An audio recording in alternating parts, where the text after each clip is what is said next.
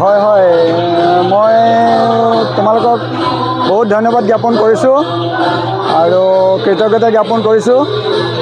খুব ভাল লাগিছে যে দেৰগাঁৱৰ এখন ঐতিহ্যপূৰ্ণ বিদ্যালয় ইন্দ্ৰাণী দেৱী উচ্চতৰ মাধ্যমিক বিদ্যালয়ৰ এই যি 93 সংখ্যক প্ৰতিষ্ঠা দিৱসটি আমি উদযাপন কৰিবলৈ ল'লোঁ। লগতে ছাত্ৰ সমাৰোহখনি আমি উদযাপন কৰিবলৈ ল'লোঁ।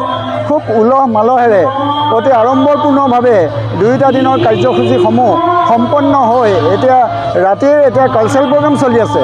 সাংস্কৃতিক সন্ধ্যাৰ যিখিনি কাৰ্যসূচী চলি আছে খুব ভাল লাগিছে। লোকে লোকাৰণ্য হৈ আছে আৰু মই উৎফুল্লিত হৈ গৈছোঁ যে বিদ্যালয়খনি যি এই সাংস্কৃতিক এটা পৰিৱেশ বা শৈক্ষিক এটা পৰিৱেশ বা বৌদ্ধিক যি পৰিৱেশ এটাইকেইটা দিশত বিদ্যালয়খনি ভৱিষ্যতৰ দিনকেইটাত আৰু বহুদূৰ আগুৱাই যাব বুলি মোৰ বিশ্বাস হৈছে।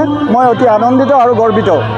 হয় হয় মই মোৰ জীৱনটোত মই সৰহখিনি সময় এই বিদ্যালয়খনতে মই অতিবাহিত কৰিছোঁ। মই বিদ্যায়তনিক দিশত মাত্ৰ কেৱল 10 বছৰ কাল শৈক্ষিক দিশত মই শিক্ষা আহৰণৰ কাৰণে আছোঁ। বাকী সম্পূৰ্ণ সময়খিনি গোটেই সময়খিনি মই বিদ্যালয়খনিৰ লগত জড়িত। ছাত্ৰৰ জীৱন মোৰ ইয়াতে অতিবাহিত হ'ল। তাৰপিছতে 1992 চনৰ পৰা মোৰ শিক্ষকতা জীৱন আৰু 2021 চনৰ পৰা এই প্ৰশাসনীয় যি মই বিদ্যালয়ৰ মুৰব্বী দায়িত্ব পালন কৰিলোঁ।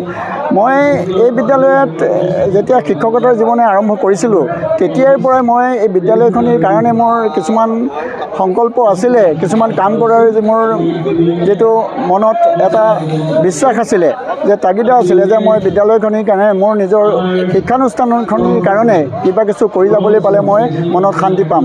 আৰু সেই অনুক্ৰমে আহি যেতিয়া মই মুৰব্বীৰ দায়িত্ব বহন কৰিলোঁ আৰু তেতিয়াৰ পৰা মই কেইটামান কাৰ্যসূচী মই মনে প্ৰাণে বিচাৰিছিলোঁ যে কিবা কিছু উন্নয়নৰ ক্ষেত্ৰত যাতে মই কৰি যাব পাৰোঁ তেতিয়া মই অলপ সুখী হ'ম। কিন্তু সেই অনুক্ৰমে মই সেই কামখিনিও কৰিবলৈ সক্ষম হৈছোঁ আৰু এই সময়ছোৱাতে মই বিভিন্ন দিশত মই কামখিনি কৰিবলৈ আগ্ৰহান্বিত হৈছোঁ আৰু মই সেই সুযোগো পাইছোঁ, চৰকাৰীভাৱেও সুযোগ পাইছোঁ। আৰু শেহতীয়াকৈ মই আমাৰ শিক্ষাগুৰুসকলক একগোট কৰি এটা অন্তৰংগ অনুষ্ঠানো পাতিলোঁ আৰু আজি ছাত্ৰ ছাত্ৰীসকলক মই একগোট কৰি এটা ছাত্ৰসকলৰ অন্তৰংগ অনুষ্ঠান পাতিলোঁ। প্ৰতিষ্ঠা দিৱসটি পাতি মই অতি আনন্দিত হ'লোঁ যে বিদ্যালয়খন জন্মলগ্নৰে পৰা আজিলৈকে প্ৰতিষ্ঠা দিৱসটি পতা হোৱা নাছিলে। গতিকে সেইটো এটা মই খুব সুন্দৰ কাৰ্যসূচী হৈছে বুলি মই উপলব্ধি কৰিছোঁ। আৰু এইখিনি কাম কৰিবলৈ যাওঁতে যিটো আমাৰ শিক্ষক শিক্ষয়িত্ৰী কৰ্মচাৰীৰ লগতে আমাৰ ছাত্ৰ ছাত্ৰীসকলৰ আৰু শুভাকাংক্ষী ৰাইজসকল আৰু আমাৰ দেৰগাঁৱৰ এই সংবাদকৰ্মীসকল সকলো ক্ষেত্ৰতে জড়িত হৈ আমাক যিখিনি উৎসাহ যোগালে সেই উৎসাহৰ কাৰণে মই অশেষ ধন্যবাদ জ্ঞাপন কৰিছোঁ, কৃতজ্ঞতা জ্ঞাপন কৰিছোঁ। আৰু অনাগত দিনত বিদ্যালয়খনে বহুদূৰ আগুৱাই যাব আৰু ইনফ্ৰাষ্ট্ৰাকচাৰ দিশতো আগুৱাই যাব বুলি মই খুব ভাল পাইছোঁ। যিহেতু ইতিমধ্যে আমাৰ বিদ্যালয়ে চৰকাৰৰ তৰফৰ পৰা কেইবা কোটি টকাও প্ৰায় 7.5 কোটি টকা আমি ইতিমধ্যে লাভ কৰিছোঁ আৰু অনতি পলমে আমাৰ ইনফ্ৰাষ্ট্ৰাকচাৰ সলনি হৈ যাব। গতিকে সেইটোতো মই খুব ভাল পাইছোঁ যে আকৌ আগন্তুক 100 বছৰলৈ আমাৰ বিদ্যালয়খনি এটা সৌন্দৰ্যৰে এটা অতি আটকধুনীয়া মানে পৰিৱেশেৰে সৈতে আগবাঢ়ি যাব বুলি মই আশা ৰাখিছোঁ। প্ৰথমতে সকলো দেৰগাঁও ৰাজ্যলৈ আৰু ইন্দ্ৰাণী দেৱী উচ্চতৰ মাধ্যমিক আৰু প্ৰাক্তন ছাত্ৰ সন্মিলনৰ সকলো সদস্যৰে মই সভাপতি হিচাপে সকলোৱে কৃতজ্ঞতা জনাইছোঁ। কাৰণ তেওঁলোকে এই দুয়োটা দিনত তেওঁলোকে যি উৎসাহে আগবাঢ়ি আহি আমাক কাৰ্যসূচী সফল কৰাত সহায় কৰিলে তাৰ কাৰণে মই সদস্য উপকৃত হৈছোঁ। আৰু তেওঁলোকে আৰ্থিকভাৱে বা কায়িকভাৱে ইমান সহযোগ কৰিলে ফোনৰ দ্বাৰা হওক যে মোক উৎসাহিত কৰে ছাৰ আগবাঢ়ক, আমি আপোনাৰ পিছত আছোঁ, সেইবিলাক কথাই আমাক কাম কৰি যাবলৈ সকলোফালে আগবাঢ়ি যোৱাত সহায় কৰিছে। এইটো এটা বৰ অনুপ্ৰেৰণা।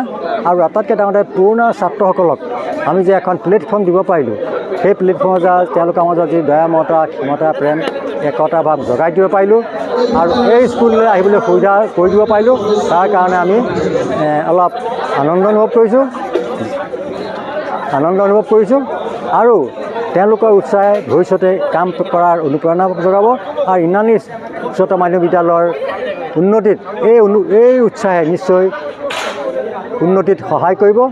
আৰু মই প্ৰাক্তন ছাত্ৰী সভাপতি হিচাপে সকলোকে ধন্যবাদ জনাইছোঁ। ভৱিষ্যতে এই সহায় সুযোগ পাম।